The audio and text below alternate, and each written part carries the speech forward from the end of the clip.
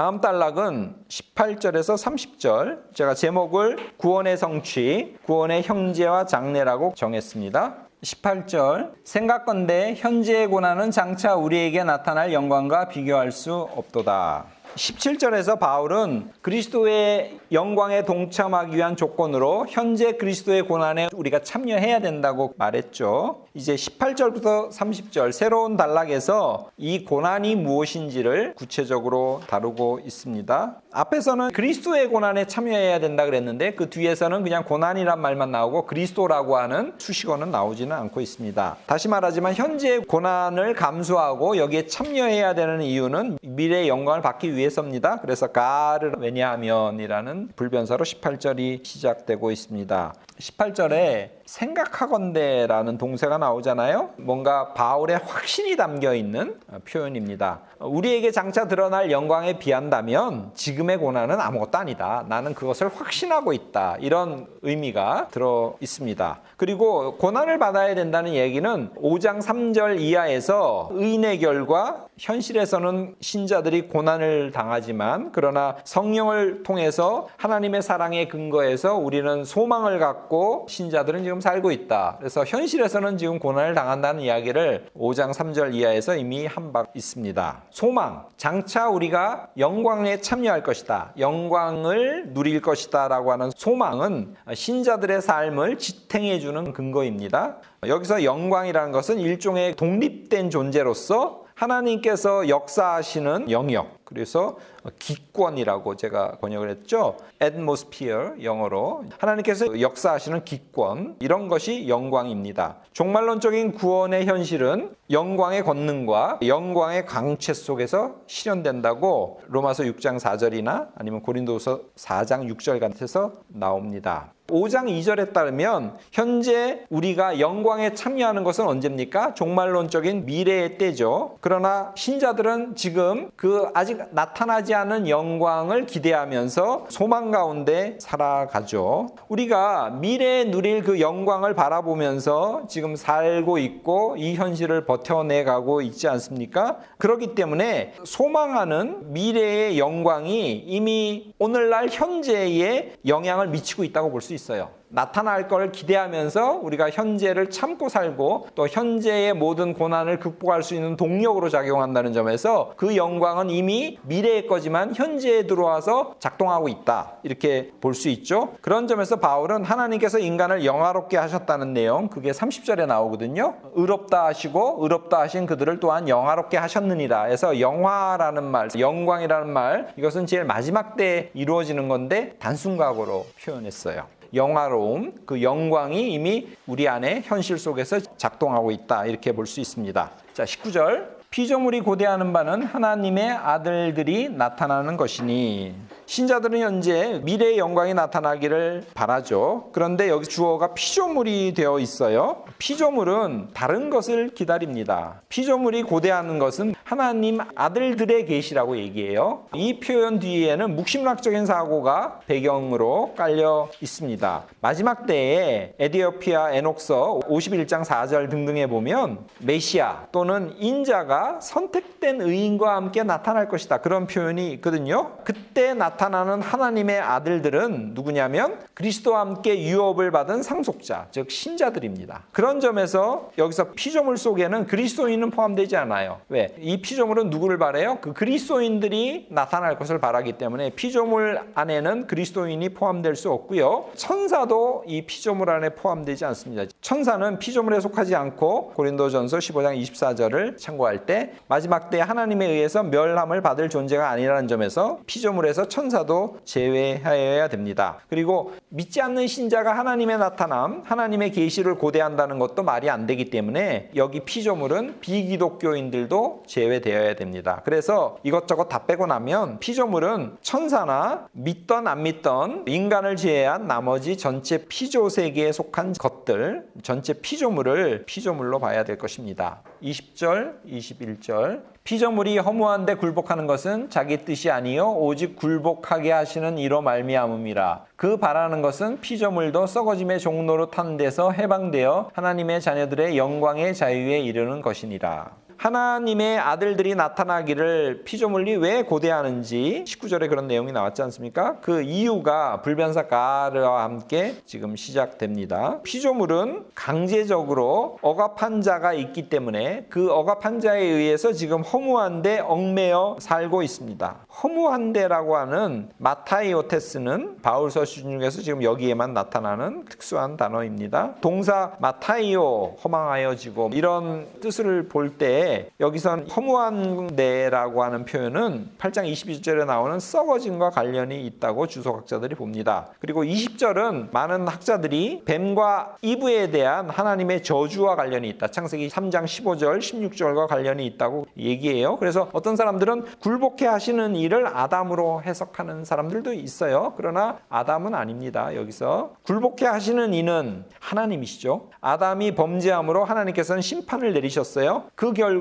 모든 피조물은 허무함, 즉 자신의 존재의 목적을 달성할 수 없는 그런 좌절감에 사로잡혀 살죠. 그래서 피조물은 마지막 때에 사멸할 것, 즉 죽음, 파멸, 부패, 무상함 이런 것들을 섬길 수밖에 없는 그런 상황입니다. 근데 거기서 벗어나게 해주시는 분이 누구예요? 바로 하나님이시죠. 그리고 하나님의 자녀들이 누리는 영광과 이로 말미암는 자유, 그래서 이제 영광의 자유를 제가 그렇게 풀어봤는데요. 그 영광의 자유에 다다르기를 피조 세계는 바라고 있습니다. 이렇게 바랄 수 있는 까닭은 하나님은 심판받을 수밖에 없는 피조물에게조차 당신의 아들들에게 허락했던 것과 똑같은 것, 즉 장래의 영광에 그들에게도 동참할 수 있는 기회를 주시는 분이시기 때문에 그들은 소망을 갖고 하나님을 바라고 있습니다. 22절, 23절 피조물이 다 이제 함께 탄식하며 함께 고통을 겪고 있는 것을 우리가 아느니라. 그뿐 아니라 또한 우리 곧 성령의 처음 익은 열매 받은 우리까지도 속으로 탄식하여 양자될 것 곧 우리 몸의 속량을 기다리느니라. 우리가 아느니라라는 표현과 함께 바울은 전체 피조물의 기다림에 대해서 설명을 하고 있어요. 그 전체 피조물은 앞에서 설명했지만 허무하고 무상한 것에 빠져서 헤어나지 못하고 있습니다. 그래서 그들은 탄식하죠. 그리고 괴로워합니다. 모두 앞에 쉰이라고 하는 전치사가 붙은 합성동사로 되어 있어요. 쉰이 붙었다는 의미는 전 피조물이 서로 연결되고 연대해서 함께 아파하고 비탄의 신음소리를 내고 있음을 더욱더 부각시킨다고 볼 수 있습니다. 피조물의 탄식과 고통은 본문에 따르면 이제까지 계속되고 있어요. 여기서 이제는 뭐냐면 18절에서 사용된 현재와 같은 의미입니다. 지금도 전 피조 세계는 신음하고 고통스러워하고 아파한다는 그런 뜻입니다. 하나님은 창조주이시기 때문에 피조물이 이렇게 아파하고 신음하고 고통당하는 사실을 잘 알고 있습니다. 피조물은 자신의 상태와 그러나 자신이 하나님에 의해서 창조되었다는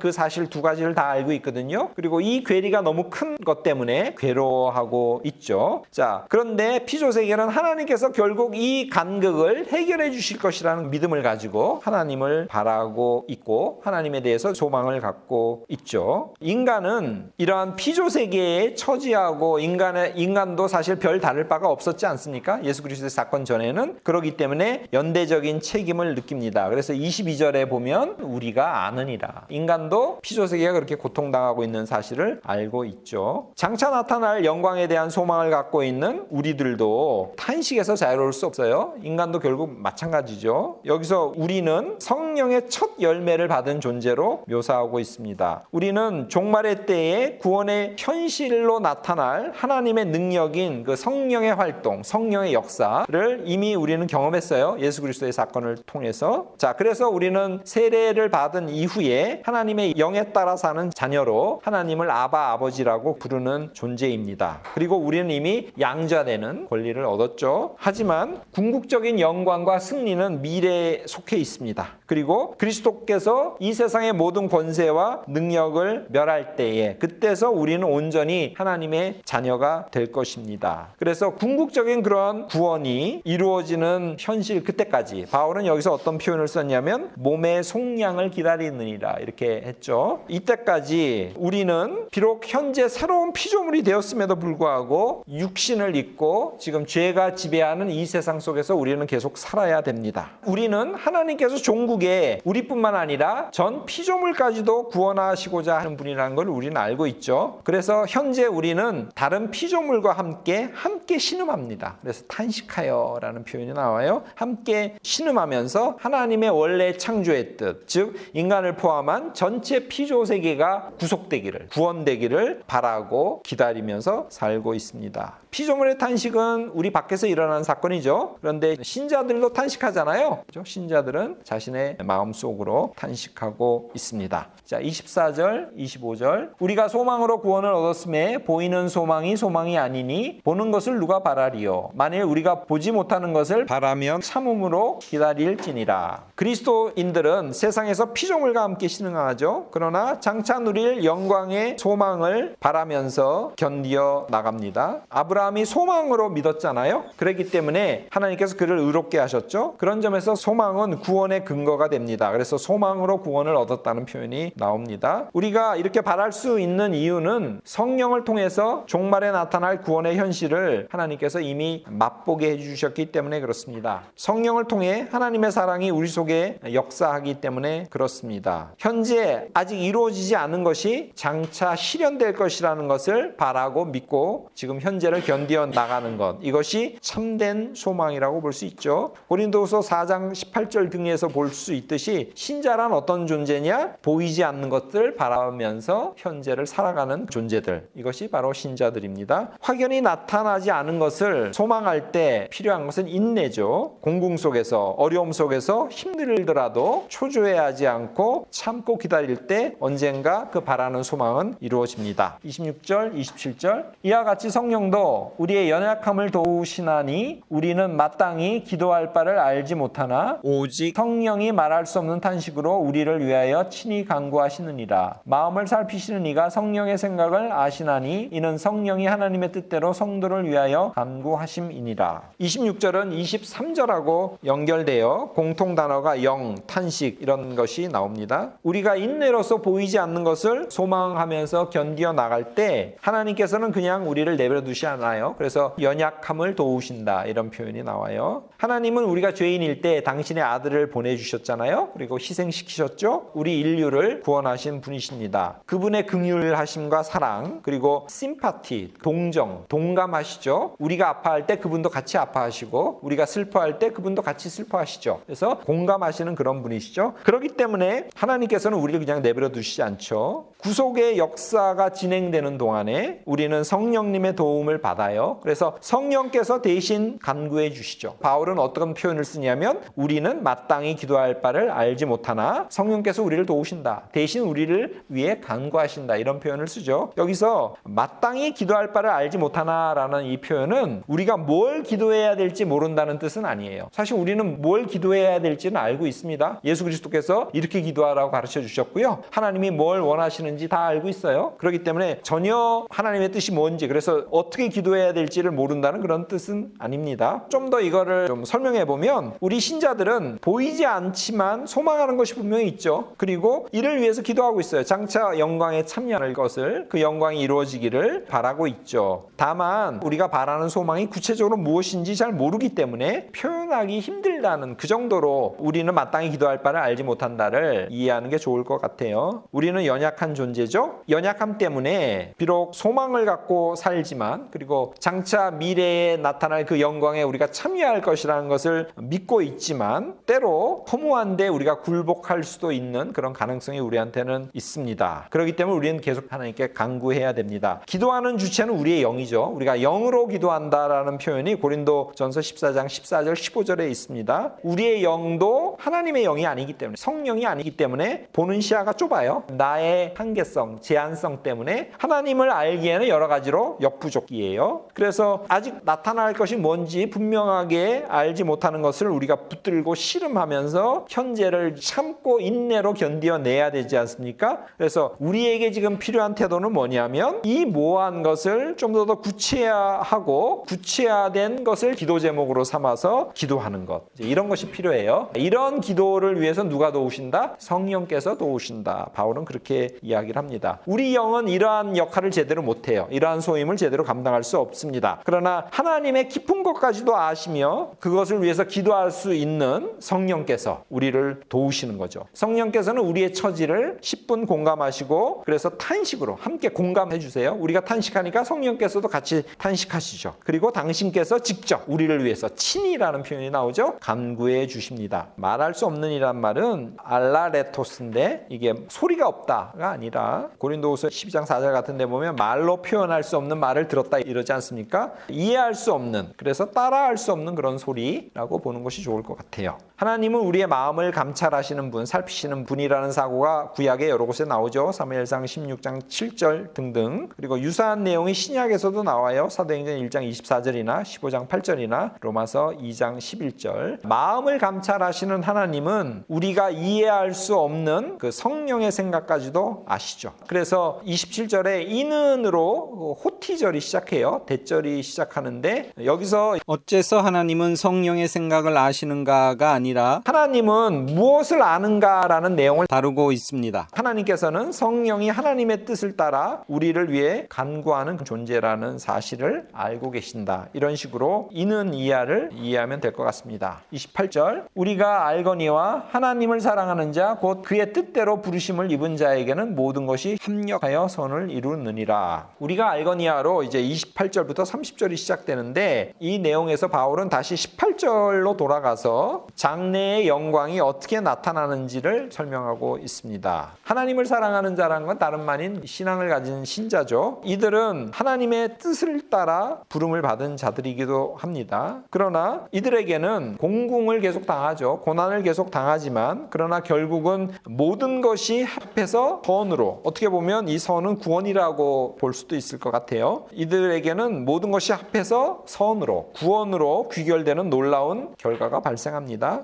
왜냐하면 계속 하나님께서 은혜와 사랑으로 이들 곁에 가까이 계시고요. 또 성령께서 이들을 위해서 친히 탄식하고 계시기 때문에 그렇습니다. 이러한 하나님 또 성령님의 역사로 말미암아 우리는 확실히 나중에 구원을 받죠. 이것이 우리에게 가장 확실한 구원의 근거가 됩니다. 29절 하나님이 미리 아신 자들을 또한 그 아들의 형상을 본받게 하기 위하여 미리 정하셨으니 이는 그로 많은 형제 중에서 맏아들이 되게 하려 하심이니라. 하나님의 뜻은 미리 알고 있는 자를 미리 정하심으로 아들의 형상과 같은 모습으로 본받게 하기 위해서 심모르포스라는 단어예요. 같은 모습이 되도록 하는 것입니다. 심모르포스라는 말, 이것은 빌립보서 3장 21절에도 나옵니다. 거기 보면 우리 낮은 몸을 자기 영광의 몸의 형체와 같이 변하게 하시리라 라는 표현에서 나오고 있어요. 이 단어는 부활 때 신자들의 변화된 몸과도 관련이 있다고 볼 수 있어요. 고린도전서 15장 51절 52절에. 그래서 모두가 다 죽는 것은 아니지만 모두가 다 변하리라, 변화된 몸을 가지리라고 그렇게 말하고 있거든요. 모습이라는 말은 빌립보 2장 5절에 보면 본체, 형체, 모르페라는 것과 같은 의미로 존재가 특별하게 뚜렷이 드러난다는 것을 뜻합니다. 자, 여기서 미리 안다라는 단어가 나오죠. 이것은 예정론을 얘기하고 있어요. 은혜의 선택으로 미리 안다라는 뜻입니다. 여기서 안다라고 하는 것은 인지한다는 그런 뜻이 아니라 히브리 동사 안다라는 것이 야다잖아요. 그래서 보다 근원적이고 특별하게 아는 암을 나타내요. 마치 부모가 자식을 아는 그런 암. 하나님께서 누구를 안다는 것은 부모의 마음을 가지고 그를 특별한 관심의 대상으로 삼으셔서 그를 늘 지켜보고 계시고 감찰하시고 은총으로 보살핀다고 하는 뜻을 갖고 있습니다. 하나님이 누구를 안다는 것은 어떻게 보면 사랑의 선택이라고 볼 수 있어요. 그리고 그 알은 은혜의 부르심과 다름이 아니에요. 하나님께서 어떤 자를 아시고 그 자를 택했다는 이유는 결국 종말에 그리스도께서 받을 그 영광에 같이 참여케 하시기 위해서 그를 아시고 그를 택했다고 그렇게 볼 수 있죠. 그래서 빌립보서 3장 21절에 의거하면 부활하신 그리스도와 같이 그도 신령한 몸이 되기 위함이라고 볼 수 있죠. 여기서 형상은 존재의 발현, 그 존재가 나타나는 거죠. 그 존재의 존재의 발현을 뜻하고요. 그리스도의 형상이라는 것은 그리스도는 신적 형상이라는 뜻. 여기서 그리스도의 형상에서 그 속격을 동격의 속격으로 봤습니다. 그래서 그 형상에서 신적인 존재와 영광의 빛이 비추듯 나타난다고 하는 고린도후서 4장 4절, 6절을 참고할 때 그런 의미를 띠고 있다고 볼 수 있습니다. 우리는 결국 그리스도와 같은 형상을 닮아가도록 선택된 존재이다. 그래서 하나님께서 미리 아시고 우리를 선택하셨다고 볼 수 있습니다. 종국에 그리스도를 닮도록 하나님께서는 우리를 선택하셨어요. 여기에는 어떤 목적이 있습니다. 그 목적을 그리스도가 많은 형제 중에 첫째가 되기 위해서 그렇게 했다고 얘기합니다. 우리는 세례 때 하나님의 영을 받죠. 그래서 그 영에 의해서 하나님의 자녀가 됩니다. 우리가 자녀라면 그리스도와 마찬가지로 하나님의 상속자이기도 합니다. 그리스도는 죽은 자 가운데서 살아난 첫 열매가 되신 분이시죠. 그리고 우리는 그 그리스도의 모습을 닮아갑니다. 그리스도는 영광의 모습으로 자신을 변해가는 많은 신자 중에 맏아들로 여기서 표현되고 있어요. 그래서 많은 신자들이라는 것은 복음이 전파되고 있고 많은 사람들이 기독교 교인이 되고 있음을 암시하는 내용입니다. 자, 30절. 또 미리 정하신 그들을 또한 부르시고 부르신 그들을 또한 의롭다 하시고 의롭다 하신 그들을 또한 영화롭게 하셨느니라. 인간의 구원을 위한 하나님의 조치에 대한 언급으로 여러 동사가 나옵니다. 일단 미리 정하셨다라는 뜻이 29절에 나왔죠. 그죠? 미리 아신 자를 미리 정하셨다. 이렇게 나왔죠. 그 다음에 이제 여기서 보면 그들을 부르시죠. 정한 자들을 부르셨습니다. 이 부름의 근거에서 의인, 의롭다 인정받으심, 그 다음에 영화로우심, 의인과 영화가 발생한다는 점에서 이 부름은 하나님의 구원 계획과 관련한 섭리 가운데서 가장 중요한 것입니다. 부르심이 있어야 그가 의롭다 되고 그리고 의롭다 된 자가 결국 영화롭게 되죠. 그래서 이 부르심은 구속사의 섭리 속에서 가장 중요한 개념이고요. 부르시고 의롭다 하시고 영화롭게 했다는 말이 다 단순 과거입니다. 아까 18절에서 잠깐 설명했는데 우리가 영화롭게 되는 것, 그의 영광에 참여하는 것, 그것은 사실 미래잖아요. 근데 여기서 이제 단순 과거로 됐다는 거. 왜 그랬을까? 아마 이 세 사건이 연쇄적으로 계속 진행된다는 점에서 이어서 다 단순 과거를 사용했거든요. 그렇기 때문에 영화롭게 하셨다는 것도 단순 과거를 썼습니다. 학자들은 29절 30절의 내용, 미리 아신 자들을 미리 정하시고 미리 정하신 그들을 또한 부르시고 부르신 그들을 또한 의롭다 하시고 의롭다 하신 그들을 또한 영화롭게 하셨느니라. 이것을 일종의 찬가라고 봅니다. 디모데전서 3장 16절을 참고해 보면 잘 나타나는데요. 여기서 바울은 우리 신자들이 어떤 과정을 통해서 궁극적인 구원에 이르는지에 대해서 설명하고 있고요. 이 찬가를 통해서 신자들은 비록 이 세상 속에서 죄와 죽음의 위협을 받고 살 수밖에 없지만 종국에 자신들이 어떤 신적인 현실을 누릴지 그 현실을 찬가를 통해서 생생하게 느낄 수 있습니다. 29절 30절에 보면 5단계의 예정론 또는 선택론의 도식이 언급돼요. 미리 아심, 미리 정하심, 부르심, 의롭다 하심, 영화롭게 하심. 하나님께서 미리 아셨고 이것이 예정과 선택으로 연결된다는 사고는 신구약 전반적으로 넓게 등장해요. 대표적인 구절들 한번 불러드리면 호세아서 13장 5절, 아모스서 3장 2절 미리 아셨다는